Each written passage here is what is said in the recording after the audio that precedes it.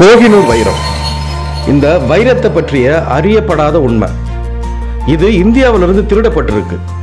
இந்தியாவை ஆண்ட ஆங்கிலேயர்கள் நம் நாட்டை விட்டு போகும்போது பல்வேறு விலை உயர்ந்த பொருட்களை எடுத்துட்டு போனாங்க. அதுல மிகவும் முக்கியமானது இந்த கோஹினூர் வைரத்தையும் திருடிட்டு போயிருக்கிறாங்க. இந்த கோஹினூர் வைரத்தின் இன்றைய மதிப்பு என்ன? முதல்ல யார் இந்த கோஹினூர் வைரத்தை பயன்படுத்தி இருந்தா, இப்ப யார் பயன்படுத்திட்டு இருக்கா, உண்மையிலே இது யாருக்கு சொந்தம்? இது போன்ற பல்வேறு கேள்விகளுக்கான பதிலை இந்த காணொலியின் மூலம் விரிவா பார்க்க இருக்கிறோம். வாங்க. இந்தியாவை பொறுத்த வரைக்கும் தங்கத்தை போல வைரத்திற்கும் மதிப்பு மிக அதிகம். இந்த வைரம் முதல்ல இந்தியாவில் தான் கண்டெடுக்கப்பட்டதாக சொல்லப்படுது. முதல்ல அந்த வரலாற்றை பத்தி பார்க்கலாம்.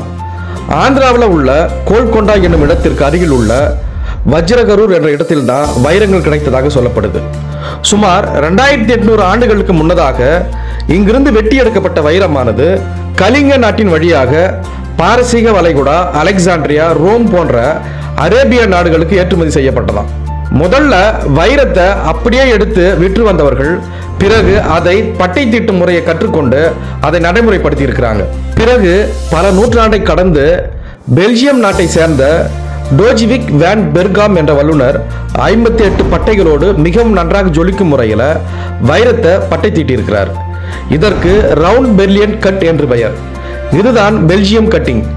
பூமியின் மேற்பரப்பிலிருந்து சுமார் 200 கிலோமீட்டர் ஆழத்தில் 1200 முதல் 1800 டிகிரி சென்டிகிரேட் வெப்பத்தில் கார்பன் ஆனது வைரமாக மாற்றப்படுவதாக கூறப்படுது. அப்படி என்றால் சுத்தமான கார்பனை 1800 டிகிரி வெப்பத்தை கொண்டு இன்ஸ்டன்ட் வைரம் தயாரிக்க முடியுமா என்றால் அதுதான் முடியாது. ஏன்னா ஒரு வைரம் உருவாவதற்கு 30 மில்லியன் அல்லது 3.5 பில்லியன் ஆண்டுகள் ஆகும் என்று ஆய்வாளர்கள் கூறுகிறார்கள். அப்படி என்றால் இன்று நாம் வாங்கும் வைரமானது 30 மில்லியன் ஆண்டிற்கு முற்பட்டது என்றால் பழமை எங்கேயும் போய்விடவில்லை. வைரமாய் நம்மிடத்திலே தான் இருக்கிறது. இந்தியாவிற்கு அடுத்தபடியாக தென் ஆப்பிரிக்காவில் தான் வைரங்கள் அதிக அளவு கிடைக்கின்றது. அங்கிருக்கும் ஜாகர் பவுண்டன் சுரங்கத்திலிருந்து வெட்டி எடுக்கப்படும் ஒரு வகை வைரம் தான் ப்ளூ ஜாகர். இது நீல ஒளியை பாய்ச்சக்கூடிய உயர் வகை வைரம். இந்த வகை வைரம் கிடைப்பது மிகவும் அரிது. ஏன்னா ஜாகர் பவுண்டன் சுரங்கமானது தற்பொழுது உபயோகத்தில் இல்லை. எனினும் இந்தியாவின் மத்திய பிரதேசத்தில் பன்னா என்னும் இடத்தில் உள்ள வைர சுரங்கத்திலிருந்து தரமான வைரங்கள் வெட்டி எடுக்கப்படுகிறது. என்றாலும் ஆப்பிரிக்காவை ஒப்பிடும் பொழுது மிகவும் குறைந்த அளவு இங்கு கிடைக்கிறது.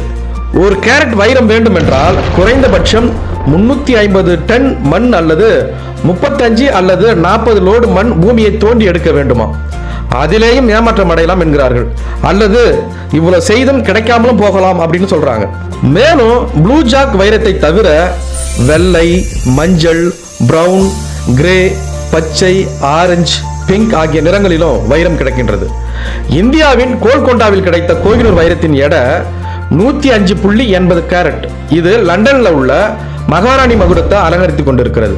அதே போல தென்னாப்பிரிக்காவில் கண்டெடுத்த கோல்டன் ஜூப்ளி என்ற வைரம் தாய்லாந்து அரசிடம் உள்ளது. இதன் எடை 545.67 கேரட். இந்த கோஹினூர் வைரத்தின் வரலாறு என்னன்னு பார்த்தோம்னா, இது கோல்கொண்டாவில் உள்ள கொல்லூர் சுரங்கத்திலிருந்து வெட்டி எடுக்கப்பட்ட வைரம்.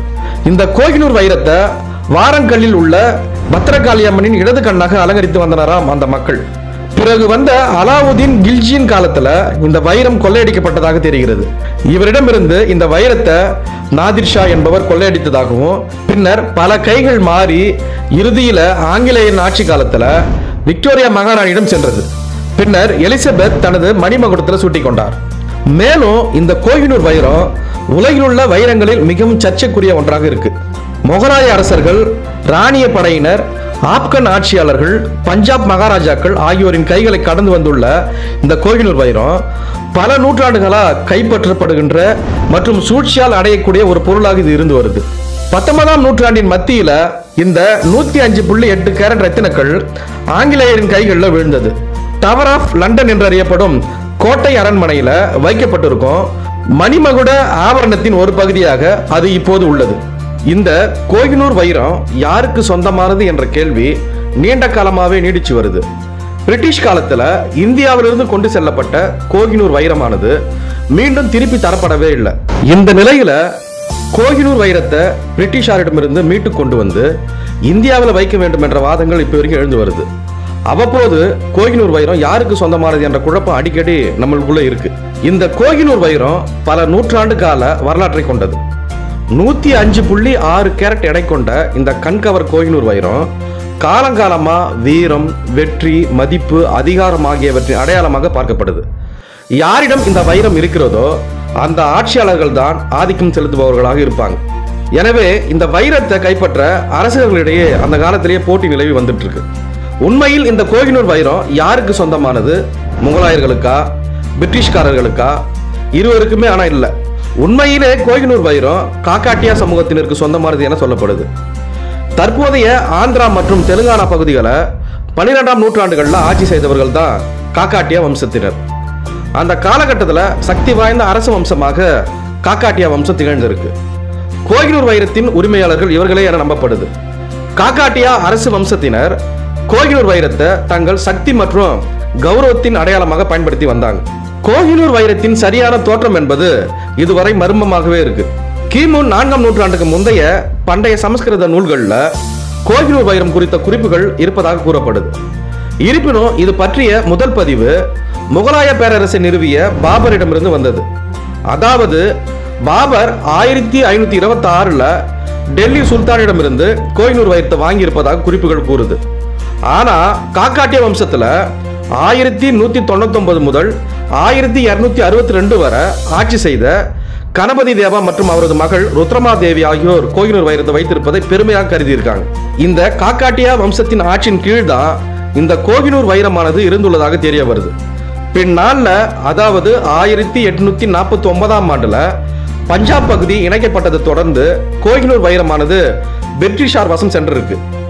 இந்தியா விடுதலை பெற்ற போது இந்த வைரம் இந்தியாவிலிருந்து கொண்டு செல்லப்பட்டிருக்கு.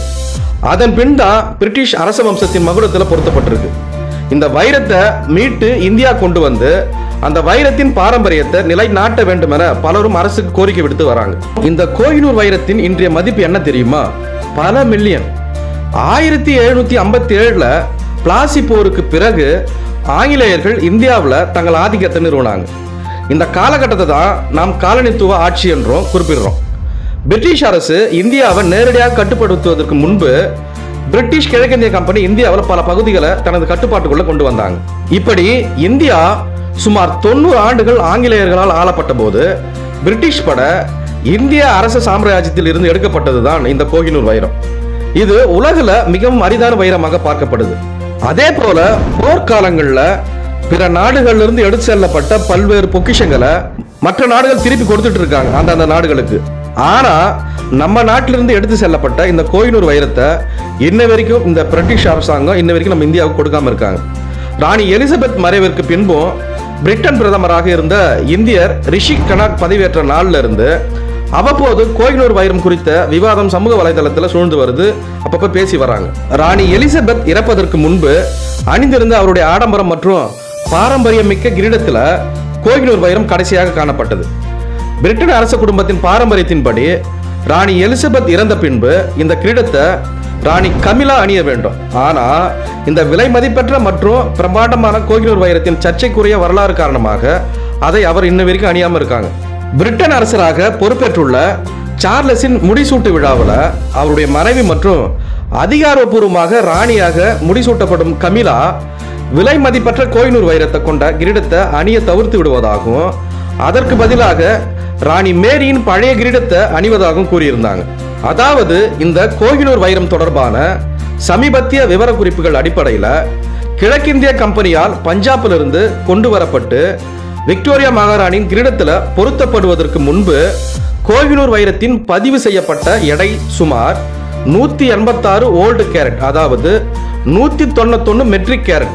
கோஹினூர் வைரத்தின் இன்றைய சந்தை மதிப்பு 20 பில்லியன் அமெரிக்க டாலர்கள், அதாவது இந்திய ரூபாய் மதிப்பின்படி 1.64 லட்சம் கோடி ரூபாய். உலகின் மிக விலை உயர்ந்த வைரமாக இருக்கும் இந்த கோஹினூர் வைரம் இந்தியாவில் சீக்கிய சாம்ராஜ்யத்தை ஆண்ட மகாராஜா துலீப் சிங்கிற்கு சொந்தமானது அப்படின்னு சொல்றாங்க. பிரிட்டிஷ் ஆட்சியின் கீழ் கிழக்கிந்திய கம்பெனி பஞ்சாபை இணைத்ததை தொடர்ந்து விக்டோரியா மகாராணியை இந்தியாவின் பேரரசியாக அறிவித்த பிறகு கோஹினூர் வைரம் ஆங்கிலேயர்களால் கையகப்படுத்தப்பட்டு ராணியிடம் ஒப்படைக்கப்பட்டது. இது இன்று வரை பிரிட்டிஷார் கையில மட்டும்தான் இருக்கு. இது என்னைக்கு இந்தியாவில் திருப்பி கொடுக்கப்படும் என்பதை பொறுத்திருந்து தான் பார்க்கணும். மேலும் இது போன்ற பல்வேறு தகவல்களை அடுத்த காணொலிகள் மூலம் விரிவாக பார்க்கலாம். நன்றி.